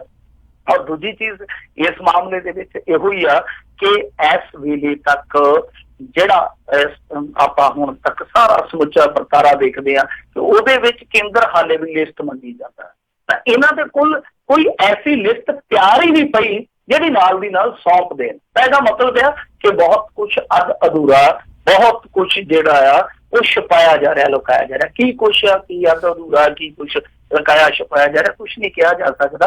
ਤਕਨੀਕੀ ਤੌਰ ਤੇ ਵੀ ਕਾਫੀ ਗੱਲਾਂ ਨੇ ਜਿਹੜੀਆਂ ਅੱਗੇ ਜਾ ਕੇ ਨਿਕਲ ਸਕਦੀਆਂ, ਪਰ ਰੌਲਾ ਇਹ ਆ ਕਿ ਉਹ ਦੇਖੋ ਇੱਕ ਜਨਾਨੀ ਇੱਥੋਂ ਗਈ ਸੀ ਜੱਥੇ ਦੇ ਨਾਲ, ਉਹ ਪਾਕਿਸਤਾਨ 'ਚ ਰਹਿ ਪਈ, ਉਸ ਮਾਮਲੇ 'ਚ ਕਮੇਟੀ ਬਣੀ, ਉਹਦਾ ਕੀ ਸਿੱਟਾ ਨਿਕਲਿਆ ਅਜੇ ਤੱਕ ਦੱਸ ਦੇਣ। ਇਸ ਮਾਮਲੇ ਦੇ ਵਿੱਚ ਆ ਜਿਹੜਾ ਮਾਮਲਾ ਚੱਲਦਾ ਪਿਆ ਜਿਹਦੇ ਤੇ ਆਪਾਂ ਵਿਚਾਰ ਕਰਦੇ ਪਏ ਆ, ਇਹਦੇ ਤੇ ਵੀ 4 ਕਮੇਟੀਆਂ ਦੱਸਦੇ ਆ ਹੁਣ ਤੱਕ ਬੈਠੀਆਂ, ਉਹਦਾ ਕੀ ਸਿੱਟਾ ਨਿਕਲਿਆ ਹੁਣ ਤੱਕ ਇਹ ਦੱਸ ਦੇਣ। ਤੇ ਇਸ ਤੋਂ ਇਲਾਵਾ ਆ ਦਰਸ਼ਨੀ ਡਿਊਟੀ ਦਾ ਮਾਮਲਾ ਸੱਜਰਾ ਹੀ ਆ ਨਾ, ਇਹਦੇ ਵਿੱਚ ਵੀ ਇੱਕ ਕਮੇਟੀ ਬਿਠਾ ਲਈ ਸੀ ਇਹਨਾਂ ਨੇ, ਉਹਦੀ ਰਿਪੋਰਟ ਜਿਹੜੀ ਆ ਉਹ ਵੀ ਸਬਮਿਟ ਹੋ ਗਈ, ਉਹਦੇ ਤੇ ਕੀ ਕਰ ਲਿਆ। ਸੋ ਐਸਜੀਪੀਸੀ ਠੀਕ ਆ ਕਹਿ ਦਿੰਦੀ ਆ ਕਿ ਨਹੀਂ ਜੀ ਏਦਾਂ ਕੀਤਾ ਜਾ ਰਿਹਾ, ਖਬਰਾਂ ਚ ਓਦਾਂ ਕੀਤਾ ਜਾ ਰਿਹਾ, ਪਰ ਜਦੋਂ ਇਹ ਆਪ ਇਸ ਤਰ੍ਹਾਂ ਦਾ ਕੰਮ ਕਰਦੇ ਆ ਕਿ ਮਾਮਲਾ ਸ਼ੱਕੀ ਹੋ ਜਾਂਦਾ, ਫਿਰ ਲੋਕ ਤੇ ਸਵਾਲ ਚੁੱਕਣਗੇ। ਜੀ ਬਿਲਕੁਲ। ਅਗਲੀ ਜਿਹੜੀ ਗੱਲ ਕਰਦੇ, ਕਹਿੰਦੇ ਖੁੱਲੇ ਬੋਰਵੈਲਾਂ ਬਾਰੇ ਜਾਣਕਾਰੀ ਦੇਣ ਵਾਲੇ ਨੂੰ ਮਿਲੇਗਾ ਇਨਾਮ, ਮਾਲਕਾਂ ਖਿਲਾਫ ਹੋਵੇਗੀ ਕਾਰਵਾਈ। ਦੇਖੋ, ਜਦੋਂ ਬੱਸਾਂ ਦੇ ਥੱਲੇ ਧੜਾ-ਧੜ ਬੰਦੇ ਦਿੱਤੇ ਜਾ ਰਹੇ ਸੀਗੇ, ਉਦੋਂ ਸੁਖਬੀਰ ਸਿੰਘ ਬਾਦਲ ਨੇ ਆਖਿਆ ਸੀਗਾ ਕਿ ਮੈਂ ਆਪਣੇ ਸਾਰੇ ਸਟਾਫ ਨੂੰ ਪੂਰੀ ਸ਼ਿੱਦਤ ਦੇ ਨਾਲ ਟ੍ਰੇਨਿੰਗ ਦਵਾਉਣੀ। ਇਹਨਾਂ ਨੇ ਇੱਕ ਵਾਰੀ ਬੱਸਾਂ ਖਿਲਾਰ ਕੇ ਤੇ ਆਪਦੇ ਡਰਾਈਵਰ ਕੰਡਕਟਰ ਜਿਹੜੇ ਸੀਗੇ ਤੇ ਬਾਦਲ ਬੰਨੀ ਸੱਦ ਲਏ। ਮੁੜ ਕੇ ਹਾਦਸੇ ਰੁਕੇ ਨਹੀਂ। ਲੋਕੀ ਕਹਿੰਦੇ ਲੱਗਦਾ ਆ ਕਿ ਸੁਖਬੀਰ ਸਿੰਘ ਬਾਦਲ ਨੇ ਟ੍ਰੇਨਿੰਗ ਇਹ ਦਿੱਤੀ ਆ ਕਿ ਬੰਦਾ ਮਾਰ ਕੇ ਦੌੜ ਜਾਣਾ, ਉੱਥੇ ਮੌਕੇ ਤੇ ਨਹੀਂ ਖੜਨਾ। ਮਤਲਬ ਕਿ ਹਰੇਕ ਵਾਰੀ ਇਹੋ ਹੁੰਦਾ ਸੀਗਾ ਕਿ ਬੰਦਾ ਮਾਰ ਕੇ ਡਰਾਈਵਰ ਕੰਡਕਟਰ ਭੱਜ ਜਾਂਦੇ, ਤੇ ਲੋਕੀ ਕਹਿੰਦੇ ਬੜੀ ਖੂਬ ਟ੍ਰੇਨਿੰਗ ਦਿੱਤੀ ਹੈ ਤੋਂ। ਤੇ ਹੁਣ ਇਸ ਮਾਮਲੇ ਦੇ ਵਿੱਚ ਵੀ ਇਹੋ ਕੁਛ ਹੋਣ ਡਿਆ ਕਿ ਜਦੋਂ ਬੱਚਾ ਮਰ ਗਿਆ ਇੱਕ, ਉਸ ਤੋਂ ਬਾਅਦ ਤੁਸੀਂ ਇਹ ਕਾਰਵਾਈ ਸ਼ੁਰੂ ਕਰ ਰਹੇ ਹੋ ਕਿ ਬੋਰਵੈਲ ਜਿਹੜੇ ਅਣਢੱਕੇ ਬੋਰਵੈਲ ਹੈ ਉਹ ਬੰਦ ਕਰ ਦਿਓ। ਪਹਿਲਾਂ ਸੁੱਤੇ ਸੀ, ਮਤਲਬ ਕਿ ਹਮੇਸ਼ਾ ਬਲੀ ਲੈ ਕੇ ਹੀ ਸਰਕਾਰ ਜਾ ਰਹੀ ਹੈ, ਬਲੀ ਲੈ ਕੇ ਹੀ ਸਰਕਾਰ ਜਿਹੜੀ ਆ ਉਹ ਮਾੜੀ ਮੋਟੀ ਹਿਲਜੁਲ ਕਰਦੀ ਆ। ਕਿਉਂਕਿ ਕੱਲ ਇਹਨਾਂ ਨੇ ਜਾ ਕੇ ਹਾਈ ਕੋਰਟ ਦੇ ਵਿੱਚ ਇੱਕ ਰਿਪੋਰਟ ਦਾਖਲ ਕਰ ਦਿੱਤੀ ਸੀ ਕਿ ਦੇਖੋ ਜੀ ਅਸੀਂ ਸਾਰੇ ਬੋਰਵੈਲ ਜਿਹੜੇ ਉਹ ਢੱਕ ਦਿੱਤੇ ਆ, ਜਿੰਨੇ ਵੀ ਅਣਢੱਕੇ ਪਏ ਸੀਗੇ। ਪਰ ਉਸ ਤੋਂ ਬਾਅਦ ਕੁਝ ਚੈਨਲ ਜਿਹੜੇ ਆ ਉਹ ਗਰਾਊਂਡ ਜ਼ੀਰੋ ਤੇ ਚਲੇ ਗਏ, ਜਿੱਥੇ ਕਿੱਥੇ ਵੀ ਇਹ ਇਸ ਤਰ੍ਹਾਂ ਦੇ ਬੋਰਵੈਲ ਖੁੱਲੇ ਹੋਏ ਸੀਗੇ ਉਹਨਾਂ ਨੇ ਜਾ ਕੇ ਆਪਣੇ ਕੈਮਰਿਆਂ 'ਚ ਕੈਦ ਕਰ ਲਈਆਂ ਤਸਵੀਰਾਂ। ਫਿਰ ਉਸ ਤੋਂ ਬਾਅਦ ਇਹਨਾਂ ਨੂੰ ਭਾਜੜਾਂ ਪਈਆਂ। ਹੁਣ ਇਹਨਾਂ ਨੇ ਐਲਾਨ ਦਿੱਤਾ, ਇਨਾਮ ਇਸ ਤਰ੍ਹਾਂ ਐਲਾਨਿਆ ਕਿ 5000 ਰੁਪਈਆ ਦੇਵਾਂਗੇ ਜਾਣਕਾਰੀ ਜੇ ਪੁਖਤਾ ਹੋਈ। ਪਰ ਗੱਲ ਤੇ ਇਹ ਆ ਕਿ ਇਹਨਾਂ ਨੇ ਇੱਕ ਵਕਫਾ ਦੇ ਦਿੱਤਾ ਕਿ ਮਹੀਨੇ ਦਾ ਟਾਈਮ ਆ, ਉਸ ਤੋਂ ਬਾਅਦ ਅਸੀਂ ਇਹਦੇ ਤੇ ਅਮਲ ਕਰਾਂਗੇ ਤੇ ਨਾਲ ਇਹ ਵੀ ਕਰਾਂਗੇ ਕਿ ਜਿਹੜਾ ਬੋਰਵੈਲ ਖੁੱਲਾ ਹੋਇਆ ਉਹਦੇ ਮਾਲਕ ਨੂੰ ਵੀ ਅਸੀਂ ਕਾਰਵਾਈ ਦੀ ਜ਼ਦ 'ਚ ਲੈ ਕੇ ਆਵਾਂਗੇ। ਤਾਂ ਇਸ ਤਰ੍ਹਾਂ ਦੀਆਂ ਚੀਜ਼ਾਂ ਜੇ ਪਹਿਲਾਂ ਕੀਤੀਆਂ ਹੁੰਦੀਆਂ ਤੇ ਸ਼ਾਇਦ ਇਹ ਮਾਮਲਾ ਜਿਹੜਾ ਸੀਗਾ ਅੱਜ ਸਾਡੇ ਸਾਹਮਣੇ ਨਾ ਆਉਂਦਾ। ਤਾਂ ਕਹਿਣ ਦਾ ਭਾਵ ਇਹੋ ਕਿ ਸਰਕਾਰ ਨੂੰ ਪਹਿਲਾਂ ਹੀ ਜਾਗ ਜਾਣਾ ਚਾਹੀਦਾ। ਇਹ ਨਹੀਂ ਹੈ ਕਿ ਲੋਕਾਂ ਦੀਆਂ ਮਾਸੂਮਾਂ ਦੀਆਂ ਬਲੀਆਂ ਲੈ ਕੇ ਜਾ ਕੇ। ਪਰ ਫਿਰ ਵੀ ਜੋ ਕੁਝ ਚੱਲਦਾ ਪਿਆ ਉਹ ਇਹੋ ਜਿਹਾ ਨਾ ਅਹਿਲ ਸਿਸਟਮ ਦਾ ਹਿੱਸਾ ਵਾ ਕਿ ਜਦੋਂ ਇਸ ਮੁੰਡੇ ਦਾ ਸੰਸਕਾਰ ਕੀਤਾ ਜਾ ਰਿਹਾ ਸੀ, ਇਸ ਬੱਚੇ ਦਾ ਸੰਸਕਾਰ ਕੀਤਾ ਜਾ ਰਿਹਾ ਹੈਗਾ, ਤੇ ਬਿਲਕੁਲ ਸ਼ਮਸ਼ਾਨ ਘਾਟ ਦੇ ਸਾਹਮਣੇ ਜਿੱਥੇ ਦੱਸਦੇ ਸੰਸਕਾਰ ਕੀਤਾ ਗਿਆ ਉਸ ਜਗ੍ਹਾ ਦੇ ਬਿਲਕੁਲ ਸਾਹਮਣੇ ਇੱਕ ਬੋਰਵੈਲ ਖੁੱਲਾ ਪਿਆ ਸੀਗਾ। ਔਰ ਇੱਥੋਂ ਤੱਕ ਕਿ ਜਦੋਂ ਇਹ ਸਾਰਾ ਆਪਰੇਸ਼ਨ ਫੇਲ ਹੋ ਕੇ ਖਤਮ ਹੋ ਗਿਆ, ਉਸ ਤੋਂ ਬਾਅਦ ਵੀ ਉਹ ਜਿਹੜੇ ਬੋਰ ਕੱਢੇ ਸੀਗੇ ਉਹ ਜਿਉਂਦੇ ਤਿਉਂ ਪਏ ਸੀ। ਤਾਂ ਕਹਿਣ ਦਾ ਭਾਵ ਇਹੋ ਕਿ ਸਰਕਾਰ ਜਿਹੜੀ ਆ ਉਹ ਸਖਤੀ ਕੁਝ ਦਿਨਾਂ ਵਾਸਤੇ ਨਾ ਕਰੇ, ਸਦੀਵੀ ਕਰੇ, ਤਾਂ ਕਿ ਇਹੋ ਜਿਹੇ ਹਾਦਸੇ ਆ ਜਿਹੜੇ ਉਹ ਦਰਪੇਸ਼ ਨਾ ਹੋਣ। ਸਭ ਤੋਂ ਜ਼ਰੂਰੀ ਗੱਲ ਹੈ ਕਿ ਆਪਣੇ ਨਾਗਰਿਕ ਨੂੰ ਜ਼ਿੰਮੇਵਾਰ ਬਣਾਓ। ਪਰ ਜ਼ਿੰਮੇਵਾਰ ਤਾਂ ਹੀ ਨਾਗਰਿਕ ਨੂੰ ਬਣਾਇਆ ਜਾ ਸਕਦਾ ਜੇ ਸਰਕਾਰ ਜਵਾਬਦੇਹ ਹੋਵੇ। ਸਰਕਾਰ ਤੇ ਕਦੇ ਪਹਾੜਾਂ 'ਚ ਰਹਿੰਦੀ ਆ, ਕਦੇ ਮਹਿਫਲਾਂ 'ਚ ਰਹਿੰਦੀ ਆ, ਸਰਕਾਰ ਪੰਜਾਬ 'ਚ ਰਹਿੰਦੀ ਨਹੀਂ। ਸਹੀ ਗੱਲ ਆ, ਸਮੱਸਿਆ ਤੇ ਇਹੀ ਆ ਜੀ। ਅਗਲੀ ਗੱਲ ਕਰਦੇ ਆ, ਫਤਿਹਵੀਰ ਦੀ ਮੌਤ ਲਈ NDRF ਜ਼ਿੰਮੇਵਾਰ, ਕੈਪਟਨ ਦੇ ਇੱਕ ਮੰਤਰੀ ਦਾ ਬਿਆਨ। ਦੇਖੋ, ਕੈਪਟਨ ਦਾ ਜਿਹੜਾ ਵਜ਼ੀਰ ਆ ਇਹ ਹੈਗਾ ਸੁਖਜਿੰਦਰ ਸਿੰਘ ਰੰਧਾਵਾ। ਇਹਨੇ ਪਹਿਲੇ ਦਿਨ ਹੀ ਇਹ ਗੱਲ ਕਹਿ ਦਿੱਤੀ ਸੀਗੀ ਕਿ ਕਾਰਵਾਈ ਜਿਹੜੀ ਉਹ ਘਰਦਿਆਂ ਤੇ ਕਰਨੀ ਚਾਹੀਦੀ। ਹਾਲਾਂਕਿ ਉਸ ਸਮੇਂ ਇਹ ਬੱਚਾ ਨਿਕਲਿਆ ਨਹੀਂ ਸੀਗਾ ਬੋਰਵੈਲ ਦੇ ਵਿੱਚੋਂ, ਤੇ ਇਹਨਾਂ ਨੇ ਪਹਿਲਾਂ ਹੀ ਇਹ ਤਕੀਆ ਕਲਾਮ ਆਪਣਾ ਬੋਲ ਦਿੱਤਾ ਸੀਗਾ ਕਿ ਕਾਰਵਾਈ ਕਰ ਦਿਓ। ਤਾਂ ਇਹ ਜਿਹੜੀ ਚੀਜ਼ ਮੇਰੇ ਖਿਆਲ ਦੇ ਨਾਲ ਸੰਵੇਦਨਸ਼ੀਲਤਾ ਵਾਲੀ ਸੀ, ਉਹ ਐਡੀ ਛੇਤੀ ਦੀ ਕਾਲੀ ਨਾਲ ਨਹੀਂ ਸੀ ਕਹਿਣੀ ਚਾਹੀਦੀ। ਕਿ ਦੇਖੋ, ਜਿਸ ਪਰਿਵਾਰ ਦਾ ਬੱਚਾ 7 ਇੰਚ ਦੀ ਪੈਪ ਦੇ ਵਿੱਚ ਫਸਿਆ, ਜਿਨ੍ਹਾਂ ਦੇ ਸਾਹ ਜਿਹੜੇ ਆ ਉਹ ਤਾਂ ਦੇ ਠਾਂ ਦੇ ਠਾਂ, ਉਹਨਾਂ ਲਈ ਇਸ ਤੋਂ ਵੱਡੀ ਸਜ਼ਾ ਕੀ ਹੋਊਗੀ? ਉਹਨਾਂ ਦਾ ਤਾਂ ਬੱਚਾ ਮਰ ਗਿਆ, ਇਸ ਤੋਂ ਵੱਡੀ ਦੱਸੋ ਕੀ ਸਜ਼ਾ ਹੋਣੀ ਆ? ਤਾਂ ਹੁਣ ਤੇ ਗਾਂ ਵਾਸਤੇ ਚੇਤਨ ਹੋਣ ਦੀ ਜ਼ਰੂਰਤ ਆ, ਸੁਚੇਤ ਹੋਣ ਦੀ ਜ਼ਰੂਰਤ ਆ। ਤਾਂ ਇਹਨਾਂ ਨੇ ਅੱਜ ਸਾਰਾ ਨਜ਼ਰਾ ਜਿਹੜਾ NDRF ਤੇ ਝਾੜ ਦਿੱਤਾ। ਕਹਿੰਦੇ ਜੀ ਕਿ ਦੇਖੋ ਜੀ NDRF ਵਰਗੀ ਏਜੰਸੀ ਸਾਡੇ ਸੂਬਿਆਂ ਕੋਲ ਤੇ ਹੈ ਨਹੀਂ ਕਿਸੇ ਕੋਲ। ਤਾਂ NDRF ਨੂੰ ਫਤਿਹਵੀਰ ਮਾਮਲੇ ਦਾ ਸੱਚ ਦੱਸਣਾ ਚਾਹੀਦਾ ਸੀ, ਪਰ ਉਹਨਾਂ ਨੇ ਜਿਹਾ ਨਹੀਂ ਕੀਤਾ। ਪਰ ਉਹਨਾਂ ਨੇ ਛੁਪਾਇਆ ਕੀ ਆ, ਇਹਦਾ ਹਾਲੇ ਤੱਕ ਮੈਨੂੰ ਕੋਈ ਹਵਾਲਾ ਨਹੀਂ ਮਿਲਿਆ ਇਹਨਾਂ ਨੇ ਜੋ ਕਿਹਾ ਹੋਵੇ ਉਹਨਾਂ ਨੇ ਛੁਪਾਇਆ ਕੀ ਆ। ਸੋ ਇਹ ਨਾਲ ਇੱਕ ਗੱਲ ਹੋਰ ਵੀ ਕਹਿੰਦੇ ਕਿ ਖੁੱਲੇ ਬੋਰਵੈਲਾਂ ਨੂੰ ਲੈ ਕੇ ਸਖਤ ਕਾਨੂੰਨ ਬਣਨਾ ਚਾਹੀਦਾ। ਬਿਲਕੁਲ ਸਖਤ ਕਾਨੂੰਨ ਬਣਨਾ ਚਾਹੀਦਾ। ਪਰ ਦੇਖੋ, ਜੇ ਇੱਥੇ ਸਖਤ ਕਾਨੂੰਨ ਬਣਨਾ ਚਾਹੀਦਾ ਤਾਂ ਫਿਰ ਸਖਤ ਕਾਨੂੰਨ ਜਿਹੜਾ ਉਹ ਇੱਥੇ ਵੀ ਬਣਨਾ ਚਾਹੀਦਾ ਕਿ ਜੇ ਮੰਨ ਲਓ ਕੋਈ ਹਾਦਸਾ ਹੋ ਜਾਂਦਾ ਔਰ ਉਹ ਹਾਦਸਾ ਜਿਹੜਾ ਪ੍ਰਸ਼ਾਸਨ ਦੀ ਵਜ੍ਹਾ ਨਾਲ ਹੁੰਦਾ ਤਾਂ ਉੱਥੇ ਫਿਰ ਪ੍ਰਸ਼ਾਸਨ ਨੂੰ ਵੀ ਸਜ਼ਾ ਯਾਫਤਾ ਕਰਨਾ ਚਾਹੀਦਾ। ਸਖਤ ਕਾਨੂੰਨ ਹੋਣੇ ਚਾਹੀਦੇ ਆ। ਮੈਂ ਅੱਗੇ ਕਹਿੰਦਾ ਕਿ ਸਖਤ ਕਾਨੂੰਨ ਤੇ ਹੋਣੇ ਚਾਹੀਦੇ ਆ, ਪਰ ਉਹ ਕਾਨੂੰਨ ਪਾਲਣ ਵਾਲੇ, ਕਾਨੂੰਨ ਦਾ ਸਤਿਕਾਰ ਕਰਨ ਵਾਲੇ ਤੁਹਾਡੇ ਨਾਗਰਿਕ ਵੀ ਹੋਣੇ ਚਾਹੀਦੇ। ਉਹਨੇ ਜਿੱਥੇ ਵੀ ਕਰ ਲਓ, ਕਿਉਂਕਿ ਸਮਾਜ ਤੇ ਸਰਕਾਰ ਇੱਕੋ ਗੇਅਰ 'ਚ ਚੱਲਣੇ ਚਾਹੀਦੇ ਆ। ਹੁਣ ਇੱਕ ਦਾ ਤਾਪ ਹੋਵੇ, ਇੱਕ ਪਹਿਲੇ ਲੋਹ 'ਚ ਤੁਰਿਆ ਜਾਵੇ, ਗੱਲ ਨਹੀਂ ਬਣਦੀ। ਤਾਂ ਸਮਾਜ ਨੂੰ ਨਾਲ ਤੋੜੋ। ਤੁਸੀਂ ਜਿਹੋ ਜਿਹੇ ਕਾਨੂੰਨ ਬਣਾਉਣੇ ਉਹੋ ਜਿਹਾ ਹਾਣੀ ਬਣਾਓ ਸਮਾਜ, ਪਰ ਇਹ ਜ਼ਿੰਮੇਵਾਰੀ ਵੀ ਤੁਹਾਡੀ ਆ। ਤੁਸੀਂ ਕਰੋ, ਇਸ ਵਾਸਤੇ ਵਰਕ ਕਰੋ। ਕਰਦੇ ਕਿਉਂ ਨਹੀਂ ਜੇ? ਉੱਥੇ ਬਹਿ ਕੇ ਸ਼ਗੂਫੇ ਛੱਡਦੇ ਨੇ, ਉੱਥੇ ਬਹਿ ਕੇ ਬਿਆਨਾਤ ਦੇਦੇ ਨੇ। ਏਦਾਂ ਗੱਲ ਨਹੀਂ ਬਣਦੀ। ਤਾਂ ਜਾਗਰੂਕ ਮੁਹਿੰਮਾਂ ਚਲਾਉਣੀਆਂ ਪੈਂਦੀਆਂ ਸਮਾਜ ਨੂੰ ਮੋਹਰੇ ਲਿਆਉਣ ਵਾਸਤੇ, ਸਮਾਜ ਨੂੰ ਅੱਗੇ ਲਿਜਾਣ ਵਾਸਤੇ। ਸੋ ਇਹ ਸਾਰੀਆਂ ਚੀਜ਼ਾਂ ਜਿਹੜੀਆਂ ਉਹ ਕਰਨ ਦੀ ਚੰਗਾ ਕੰਮ ਆ। NDRF ਸਾਰਾ ਨਜ਼ਲਾ ਸੁੱਟ ਦਿਓ। NDRF ਜਿਹੜੀ ਆ ਉਹ ਤੁਹਾਨੂੰ ਪਤਾ ਹੀ ਆ ਕਿ ਇੱਕ ਏਜੰਸੀ ਆ, ਉਹਦੇ ਨਾਲ ਸੂਬਾ ਸਰਕਾਰ ਦਾ ਕੋਈ ਵਾਹ ਵਾਸਤਾ ਨਹੀਂ ਹੈ। ਤੇ ਇਹਨਾਂ ਨੂੰ ਘੱਟੋ ਘੱਟ ਇਹ ਤੇ ਦੱਸਣਾ ਚਾਹੀਦਾ ਕਿ ਦੇਖੋ, ਚਲੋ NDRF ਇਸ ਮਾਮਲੇ 'ਚ ਮੁਹਾਰਤ ਨਹੀਂ ਸੀ ਰੱਖਦੀ, ਉਹ ਤੇ ਮੰਨ ਗਏ ਕੱਲ ਜੀ, ਉਹ ਤੇ ਮੰਨ ਗਏ ਆ। ਪਰ ਸਭ ਤੋਂ ਵੱਡਾ ਸਵਾਲ ਤੇ ਇਹ ਹੈ ਕਿ ਤੁਹਾਡਾ ਐਡਾ ਨਖਿੱਧ ਸਿਸਟਮ ਆ ਕਿ ਤੁਸੀਂ ਤਾਂ ਬੱਚੇ ਨੂੰ ਲੋਕੇਟ ਵੀ ਨਹੀਂ ਕਰ ਸਕੇ। ਸਹੀ ਉਹ ਬੱਚਾ ਜਿਹੜਾ 109 ਫੁੱਟ ਤੇ ਤੁਸੀਂ ਉੱਥੇ ਖੂਹੀ ਪੁੱਟੀ ਜਾਂਦੇ 130 ਫੁੱਟ ਦੀ। ਅੱਜ ਦੇ ਦੌਰ ਦੇ ਵਿੱਚ ਜਦੋਂ ਪਰੇ ਤੋਂ ਪਰੇ ਕੈਮਰੇ ਪਏ ਆ ਕਿੰਨੇ ਲੋਕੇਟ ਕਰਨ ਵਾਲੇ ਸਿਸਟਮ ਹੈ, GPRS ਵਗੈਰਾ, ਇਹ ਸਾਰੇ ਹੋਣ ਦੇ ਬਾਵਜੂਦ ਤੁਸੀਂ ਉਸ ਬੱਚੇ ਦੀ ਸਹੀ ਥਾਂ ਹੀ ਲੋਕੇਟ ਨਹੀਂ ਕਰ ਸਕੇ। ਕੀ ਇਹ ਲਾਂਭ ਵਾਲੀ ਗੱਲ ਨਹੀਂ ਹੈ?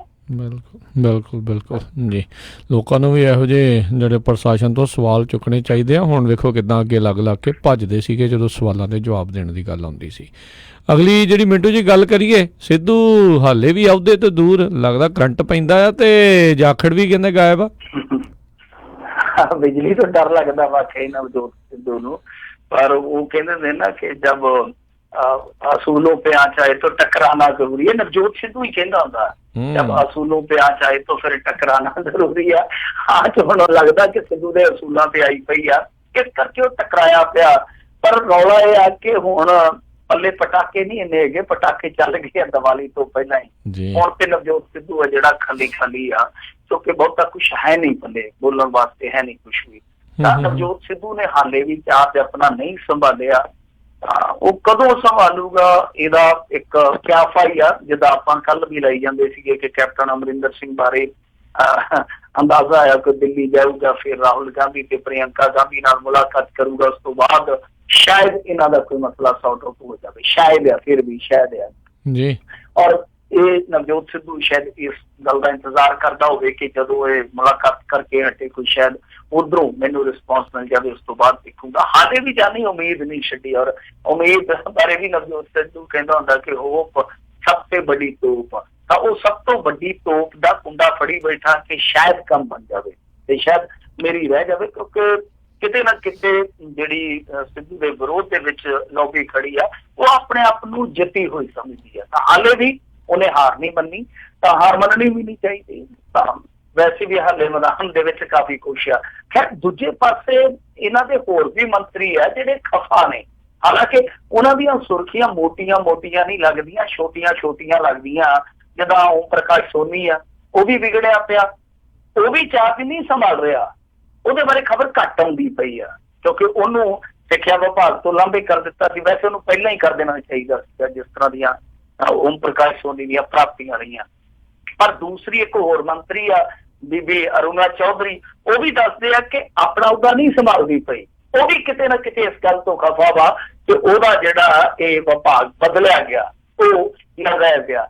ਸੋ ਇਹ ਸਾਰੀਆਂ ਅੰਦਰੂਨੀ ਦਿੱਕਤਾਂ ਪਰੇਸ਼ਾਨੀਆਂ ਕਾਂਗਰਸ ਦਾ ਕਲੇਸ਼ ਵਧਾ ਰਹੀਆਂ। ਔਰ ਦੂਜੀ ਚੀਜ਼ ਇੱਕ ਹੋਰ ਵੀ ਆ, ਜਿੱਦਾਂ ਤੁਸੀਂ ਗੱਲ ਕੀਤੀ ਆ ਕਿ ਸੁਨੀਲ ਜਾਖੜ ਹੈ ਜਿਹੜਾ ਉਹ ਰੂਹ ਖੁਸ਼ ਹੋ ਗਿਆ, ਉਹਦਾ ਪਤਾ ਹੀ ਨਹੀਂ ਲੱਗਦਾ ਕਿੱਧਰ ਇਕਾਂਤਵਾਸ ਚ ਜਾ ਕੇ ਬੈਠ ਗਿਆ। ਉਹ ਹਾਰ ਨੇ ਇੰਨਾ ਝੰਬਿਆ। ਉਹ ਵੈਸੇ ਗੁਰਦਾਸਪੁਰੀਆਂ ਦੀ ਕਿਸਮਤ ਵੇਖੋ, ਨਾ ਹਾਰਿਆ ਲੱਭਦਾ ਨਾ ਜਿੱਤਿਆ ਲੱਭਦਾ ਉਹਨਾਂ ਨੂੰ। ਉਹ ਬੜਾ ਫਸੇ ਜੇ ਕਸੂਤਾ, ਨਾ ਹਾਰਿਆ ਲੱਭਦਾ ਉਹਨਾਂ ਨੂੰ ਨਾ ਜਿੱਤਿਆ ਲੱਭਦਾ। ਤਾਂ ਜਿੱਤਿਆ ਤੇ ਚਲੇ ਗਿਆ ਬੰਬੇ ਬੁੰਬੇ ਨੂੰ, ਹਾਰਿਆ ਜਿਹੜਾ ਉਹ ਪਤਾ ਨਹੀਂ ਕਿੱਥੇ ਆ। ਪਰ ਉਹਦੇ ਬਾਰੇ ਵੀ ਇੱਕ ਅੰਦਾਜ਼ਾ ਲਾਇਆ ਜਾ ਰਿਹਾ ਕਿ ਸ਼ਾਇਦ ਜਾਖੜ ਆ ਜਿਹੜਾ ਉਹ ਦਿੱਲੀ ਦੇ ਵਿੱਚ ਆ ਤੇ ਫੋਨ ਫਾਨ ਘੱਟ ਹੀ ਚੱਕਦਾ ਪਿਆ ਅੱਜ ਕੱਲ, ਕਿਉਂਕਿ ਹਾਰ ਨੇ ਝੰਬਿਆ।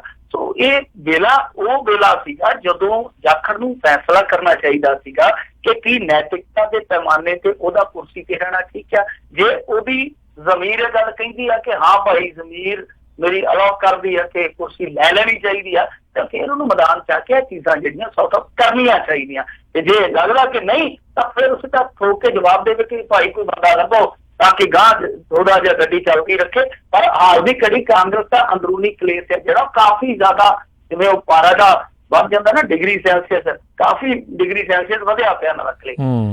ਜੀ ਜੀ ਜੀ। ਅਗਲੀ ਮਿੰਟੂ ਜੀ ਗੱਲ ਕਰੀਏ, ਕਹਿੰਦੇ ਚੇਅਰਮੈਨੀਆਂ ਨੂੰ ਲੈ ਕੇ ਹੁਣ ਕਾਂਗਰਸ ਵਿੱਚ ਅੰਤਰ ਵਿਰੋਧ। ਅੱਜ ਤਾਂ ਕਮਾਲ ਹੋ ਗਈ ਹੈ, ਕਾਂਗਰਸ ਦੀ ਕੋਈ ਰਹਿ ਵੀ ਗਈ ਆ ਜਿਹੜੀ ਨਹੀਂ ਹੋ ਰਹੀ ਇਹਨਾਂ ਦੇ ਨਾਲ। ਇਹ ਜਿਹੜਾ ਵਿਰੋਧ ਆ, ਦੇਖੋ ਕਾਂਗਰਸੀਆਂ ਨੇ ਨਾ ਮੇਰੇ ਖਿਆਲ ਦੇ ਨਾਲ ਆਪਣੇ ਆਪ ਨੂੰ ਉੱਥੇ ਖੜਾ ਕਰ ਦੇਣਾ ਜਿੱਥੇ ਅਕਾਲੀ ਵੀ ਮਾਣ ਮਹਿਸੂਸ ਕਰਨਗੇ, ਪ੍ਰਾਊਡ ਟੂ ਬੀ ਅਕਾਲੀ, ਕਿ ਅਸੀਂ ਇਹਨਾਂ ਤੋਂ ਘੱਟ ਆ।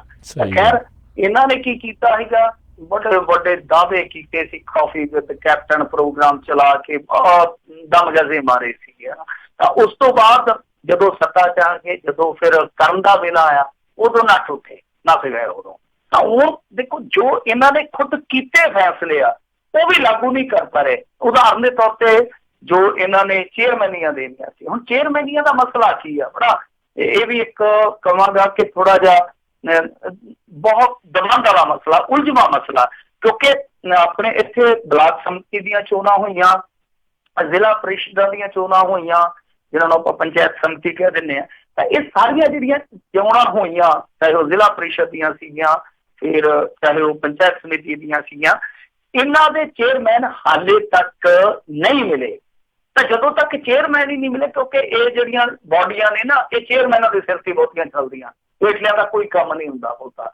ਤਾਂ ਹੁਣ ਜਦੋਂ ਤੱਕ ਚੇਅਰਮੈਨ ਨਹੀਂ ਮਿਲਣਗੇ ਤਦ ਤੱਕ ਕੰਮ ਕਿਵੇਂ ਚੱਲੂਗਾ ਇਹਨਾਂ ਦਾ। ਹੁਣ ਦੂਜੀ ਗੱਲ ਇਹ ਆ ਕਿ ਇਹਨਾਂ ਨੇ ਚੇਅਰਮੈਨੀਆਂ ਕਰ ਦਿੱਤੀਆਂ ਲੇਟ, ਇਸ ਕਰਕੇ ਕਿ ਜੇ ਮੰਨ ਲਓ ਇਲੈਕਸ਼ਨ ਤੋਂ ਪਹਿਲਾਂ ਅਸੀਂ ਇਹ ਰਫੜ ਖੇਡ ਲਿਆ ਤੇ ਨਾਰਾਜ਼ਗੀ ਜਿਹੜੀ ਆ ਉਹ ਕਿਤੇ ਸਾਨੂੰ ਮਹਿੰਗੀ ਨਾ ਪੈ ਜਾਵੇ, ਕਿਉਂਕਿ ਇੱਕ ਨੂੰ ਚੇਅਰਮੈਨ ਹੀ ਦਿੱਤੀ ਤੇ ਦੂਸਰਾ ਜਿਹੜਾ ਉਸ ਇਲਾਕੇ ਦਾ ਉਹ ਰੁੱਸ ਸਕਦਾ, ਤੇ ਰੁੱਸ ਕੇ ਸਾਡੇ ਕੋਲ ਖੁੱਸ ਵੀ ਸਕਦਾ। ਤਾਂ ਇਹਨਾਂ ਨੇ ਉਦੋਂ ਦਾ ਖੇਡਿਆ ਕਿ ਇਲੈਕਸ਼ਨ ਤੋਂ ਬਾਅਦ ਕਰਾਂਗੇ।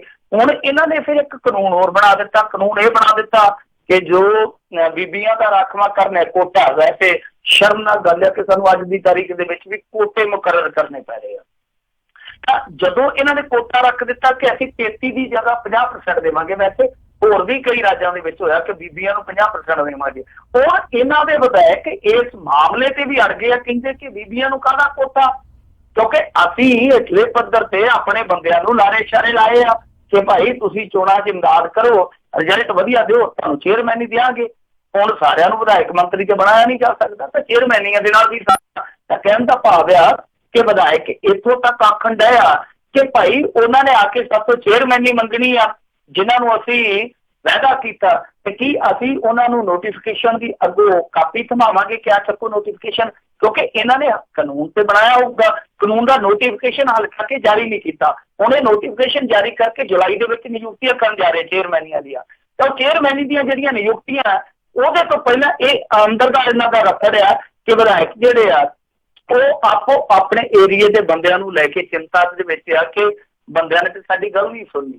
ਸੋ ਇਹ ਹਾਲ ਆ। ਪਰ ਜੇ ਇਹਨਾਂ ਦੇ ਮੂਹਰੇ ਵਰਲੀ ਜੀ ਰੱਖ ਦਿਓ, ਤੁਸੀਂ ਜਾ ਕੇ ਪੱਤਰਕਾਰ ਕੋਈ ਵੀ ਕਹਿ ਦੇ ਕਿ ਬੀਬੀਆਂ ਦੇ ਹੱਕਾਂ ਤੇ ਤੁਹਾਡਾ ਕੀ ਖਿਆਲ ਆ, ਇਹ ਮੇਰੇ ਖਿਆਲ ਦੇ ਨਾਲ 1 ਮਿੰਟ ਦੇ ਵਿੱਚ 500-700 ਸ਼ਬਦਾਂ ਦਾ ਲੇਖ ਪੜ੍ਹ ਦੇਣਗੇ ਕਿ ਬੀਬੀਆਂ ਨੂੰ ਉਹਨਾਂ ਦੇ ਹੱਕ ਮਿਲਣੇ ਚਾਹੀਦੇ ਆ, ਚੌਧਰੇ ਤੋਂ ਬਾਹਰ ਉਹਨਾਂ ਨੂੰ ਆਉਣਾ ਚਾਹੀਦਾ, ਸਮਾਜ ਦੇ ਵਿੱਚ ਆਪਣਾ ਰੋਲ ਅਦਾ ਕਰਨਾ ਚਾਹੀਦਾ। ਆਪ ਦੇਖੋ ਕਿ ਅੰਦਰ ਖਾਤੇ ਆਪ ਹੀ ਕਾਨੂੰਨ ਬਣਾ ਕੇ ਉਹਦੀ ਮੁਖਾਲਫਤ ਕਰਨ ਰਹੇ ਆ। ਤੇ ਤੂੰ ਕਹਿ ਸਕਦੇ ਆਪਾਂ कि चेहरे पर चेहरा लगाए जा रहे हैं लोग और खुद को दुनिया से अलग बताए जा रहे हैं। सो चेहरे पे चेहरा कि औरतों के हकों की गल करने वाले औरतों को हक देने वाली डबल स्टैंडर्ड रखते, तां किसी ने कहना कि दो चीज़ां बड़ियां दुर्लभ आ, एक मुखी रुद्राक्ष भी नहीं मिलता, एक मुखी मनुख भी अजकल नहीं मिलता।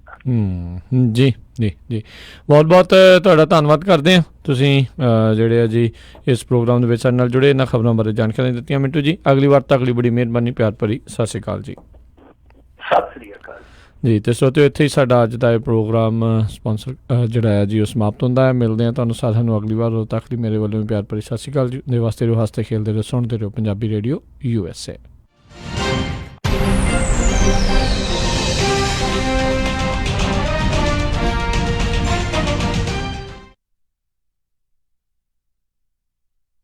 ਤੁਸੀਂ ਸੁਣ ਰਹੇ ਹੋ Punjabi radio USA KOBO Yuba City 1450 AM KIID Sacramento 1470 AM KWRU Fresno 1300 AM KLHC Bakersfield 1350 AM